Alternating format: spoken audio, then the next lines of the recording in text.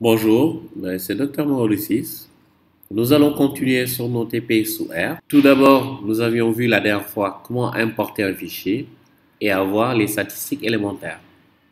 Mais avant tout, il faudrait que vous sachiez que R, c'est un logiciel de statistique. Donc, il peut faire toutes les opérations de base en statistique. Par exemple, on peut créer un fichier, on peut créer un objet et faire des additions, faire des multiplications, des divisions, etc. Donc, comme j'avais dit la dernière fois, la première chose à faire quand vous débutez, c'est toujours session, set working directory, choose directory. Et vous choisissez là où vous êtes. Ici, on est bien dans data, là où on était. Donc, on va débuter, on va créer un objet AB, on va l'appeler AB. Et les opérations élémentaires, par exemple, 133 multiplié par 7 ou 6 multiplié par 6. Quand on exécute, il fait le calcul et il stocke le résultat dans AB. Donc, si on va afficher AB, on voit c'est 738. Qu'est-ce qu'on remarque? C'est que dès le début, il avait déjà mis 738 ici. Avant tout, on va enregistrer ici. On va l'appeler TP2. La dernière fois, on l'avait appelé TP1. Cette fois-ci, ça va être TP2. Point. Donc, on vient de créer un objet. Un objet, c'est un objet quelconque. Hein. On fait juste une multiplication. On peut faire Toto. On peut l'appeler Toto.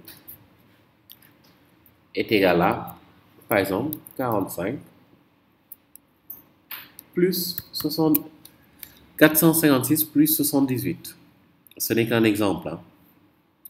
Et là, qu'est-ce que vous remarquez? On ne demande pas de l'afficher. On demande juste de le calculer et de mettre le résultat dans Toto. Mais ici, dans cette partie, vous voyez que dans l'environnement, c'est 534. Donc ici, on commence déjà à voir ce que l'on a. Autre chose, vous pouvez aller dans History, où vous avez l'historique de toutes les fonctions, tout ce que vous aviez fait avant. Il enregistre ici. Et là, il montre ce qu'on avait fait la dernière fois et il continue. Donc, on revient dans l'environnement ici. Ici, on peut ajouter, on peut créer Toto2 égale à Toto plus AB. Et quand on regarde ça, on voit le résultat. Pour afficher explicitement, il y a une fonction, on met print, print Toto2, et nous l'affiche. Ici, on voyait le résultat ici, mais on ne lui avait pas demandé de l'afficher. Cette fois-ci, on lui a demandé explicitement de l'afficher. Donc, toutes les opérations de base, elles peuvent se faire. Par exemple, tout ce que vous pouvez faire avec une calculatrice, vous pouvez la faire directement sous R. Ce qu'il faut savoir, c'est qu'on peut générer des chiffres. Par exemple, si on veut des chiffres allant de 1 à 10, on met 1, 2.10. Quand on exécute, il nous fait 1, 2, 3, 4, 5 jusqu'à 10. Ça, c'est une manière de le générer. Donc là, on a un ensemble de nombres allant de 1 à 10. On peut les générer autrement. On peut mettre C, entre parenthèses, 1,2, 3, 4, 5.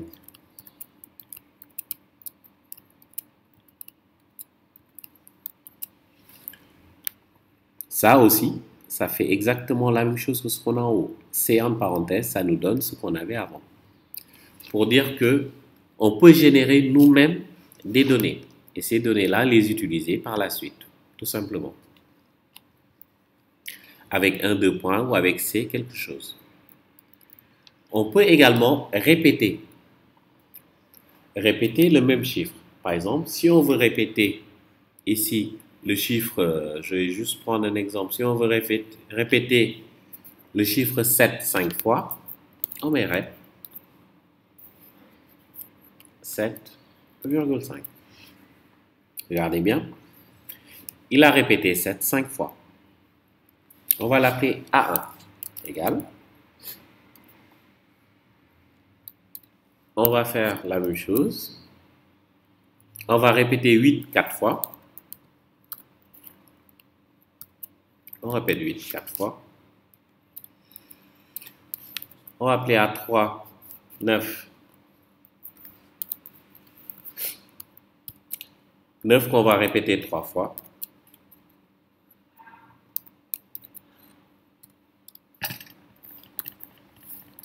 Cette fois-ci, on va répéter 10 4 fois. Et enfin, on va répéter 11 5 fois.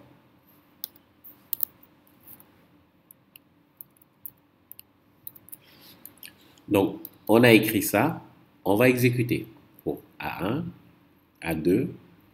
Qu'est-ce que l'on voit ici? Il nous dit que c'est numérique. Ça va de 1 à 5. 5 éléments. Et ici, il nous montre que c'est 7, 7, 7, etc. Si on avait quelque chose qui est super long, bien évidemment, il ne pourra pas tout afficher. De la même manière, pour A2, il nous dit que c'est 4 éléments, c'est numérique. On a 8, 4 fois. Et on continue.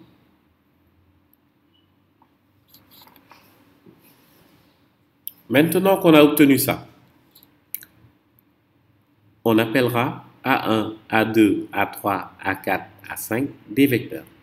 On peut regrouper ces vecteurs-là autour d'un même vecteur que l'on va appeler AA. Donc, on va les mettre C, A1, virgule A2, virgule A3, A4 et A5. Maintenant, on peut l'afficher, print AA. Voilà, on a regroupé A1, A2, A3, A4, A5. Au lieu de mettre print, si vous voulez, vous mettez ici uniquement AA. Ça va vous l'afficher aussi. Mais on travaille uniquement sur la partie du script. Pour rappel, ici c'est le script, ici c'est la console, ici c'est l'environnement de travail, l'environnement avec l'historique et autres. Et cette partie, c'est tout ce qui concerne les fichiers, les affichages, les packages, etc. Donc on enregistre ici notre TP2. Donc voilà, on peut créer comme ça nous-mêmes plusieurs éléments de calcul. Par exemple, on a vu la dernière fois comment mettre le sommaire, summary. On va mettre summary là. Ça nous donne minimum, maximum, premier quartile, moyenne, médiane, troisième quartile. Donc le minimum c'est 7, premier quartile c'est 8, la médiane c'est 9, la moyenne c'est 9, troisième quartile c'est 10, le maximum c'est 11. Donc ici, ça nous met le summary qu'on a déjà vu. On peut calculer plusieurs choses.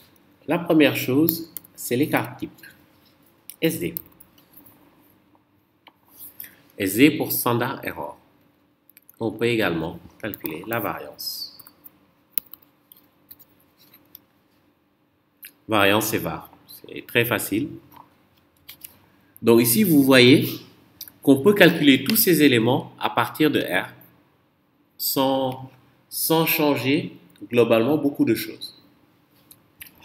Donc, ce AA que vous avez, normalement, si vous vous rappelez du premier cours, je vous avais donné 3 tableaux. Sur ces 3 tableaux-là, il y en avait un qui comporte ces éléments. Et c'est ce AA. Il y avait 3 tableaux où on avait calculé, on avait obtenu les mêmes moyennes, mais par contre, des variances différentes. Le premier tableau, c'est ce AA. Et on avait trouvé une variance de 2,4. Maintenant, nous allons passer à quelques affichages graphiques. Donc, pour les affichages graphiques, La première chose qu'on va faire, on va importer pheno.txt. On va redémarrer. Pheno.txt. Je ne sais pas si vous vous rappelez. Aujourd'hui, on va l'appeler myfile. La dernière fois, on l'avait appelé data. Maintenant, ça va être myfile. Donc, c'est read.table. Toujours la même chose.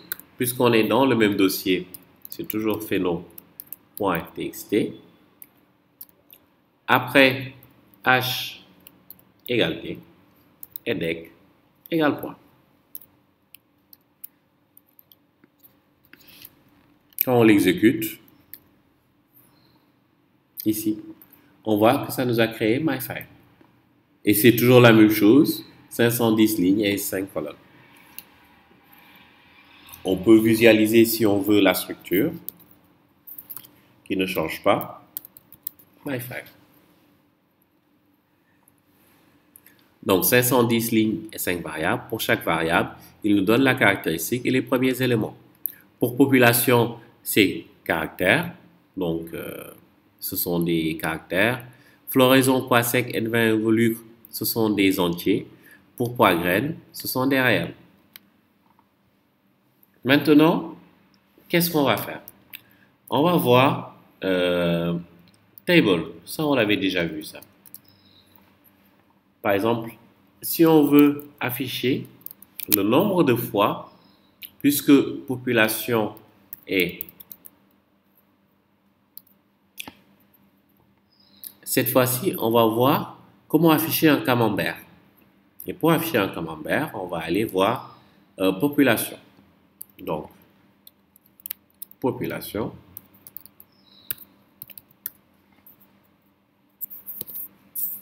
myfile population. Si on met un table, on va voir ce que ça nous affiche.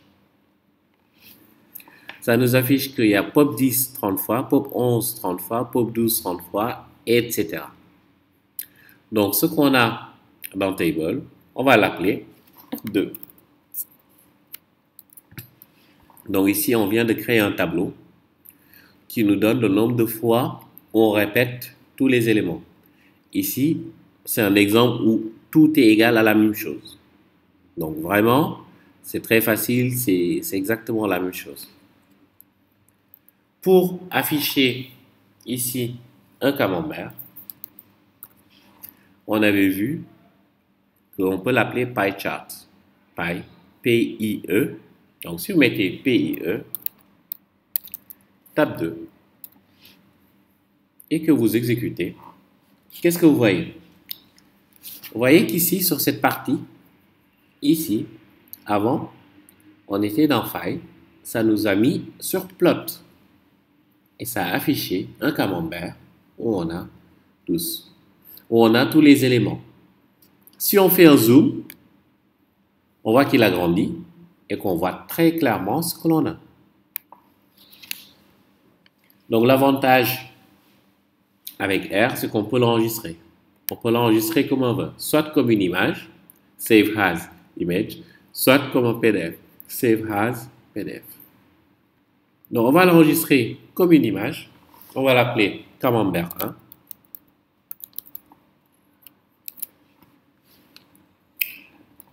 Quand on veut l'enregistrer, il nous donne la première chose, sous quel format. Ici, c'est PNG qui sont en premier. Mais certains voudront enregistrer en JPEG, d'autres en TIFF, d'autres en BMP, SVG, EPS. C'est comme vous voulez. La deuxième chose, il vous demande le répertoire, là où vous voulez l'enregistrer. Et c'est à vous de lui définir là où vous voulez l'enregistrer. Ici, on est dans notre environnement de travail, il l'a pris.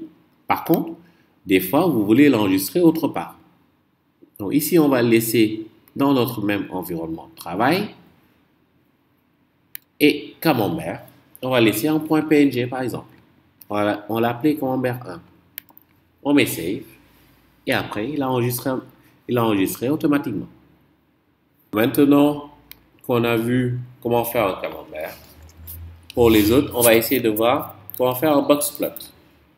Pour faire un box plot, on peut le faire sur tout, sauf, en tout cas, pas directement sur les variables qualitative. Donc, boxplot, pour les boxplots, on va créer un nouveau fichier. Et ce nouveau fichier, on va l'appeler myfile2. Donc, dans myfile2, on va prendre ce qu'il y a dans myfile. Donc, à cette étape-là, en fait, on a créé 2 fois la même chose. On a créé myfile qui contient pheno.exe. On a créé myfile2 qui contient ce que contient myfile. Donc, normalement, pheno. Ce qu'il faut savoir, c'est que quand vous avez un tableau, vous pouvez supprimer soit une ligne, soit une colonne, soit plusieurs lignes, soit plusieurs colonnes. Si on veut supprimer la ligne 5, par exemple, on va dire myfile2 égale myfile2 en crochet. Si ce sont les lignes, donc on va dire que c'est moins, on va dire la 4e ligne par exemple. On va dire moins 4.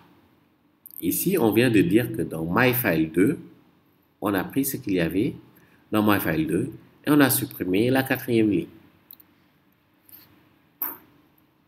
Ici, quand on exécute, tout à l'heure, on avait 510 éléments. 510 lignes et 5 variables. On a supprimé une ligne, maintenant on a 509 lignes et 5 variables. Donc, on a supprimé la quatrième ligne qu'on avait. On peut également supprimer une colonne. myfile2 égale myfile2. Et ici, on va supprimer la première colonne. Regardez bien, ici, on avait bien 509 lignes et 5 colonnes. Si on exécute, maintenant on a 509 lignes et 4 colonnes. On va voir. Ici, on n'a plus population. C'est comme si population avait disparu. Donc, ici, on a supprimé la toute première colonne.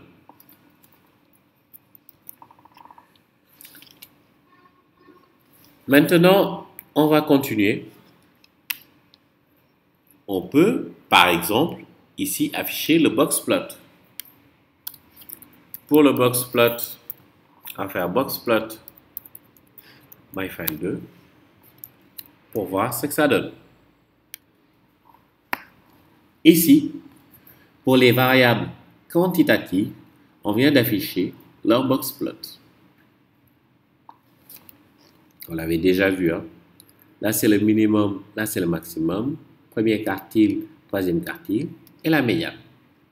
Quand on a des outliers, ce que je vous disais, vous le retrouverez ici. Ici, vous avez un autre outlier. Faut surtout pas oublier de l'enregistrer. Save as image. Comme je vous avais dit, ici, vous pouvez avoir le choix. Soit de l'enregistrer dans le même dossier, soit de lui créer un autre dossier. Donc ici, on reste dans notre fichier, dans notre dossier où il y avait le fichier camembert 1.png.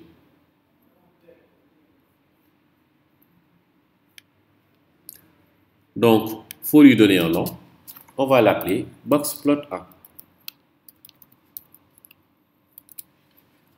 Boxplot1, c'est ainsi, on a notre boxplot. Donc ici, on vient de voir comment afficher des boxplots et comment afficher un camembert. Bon, on va s'arrêter là pour aujourd'hui. On va continuer la prochaine fois. Merci.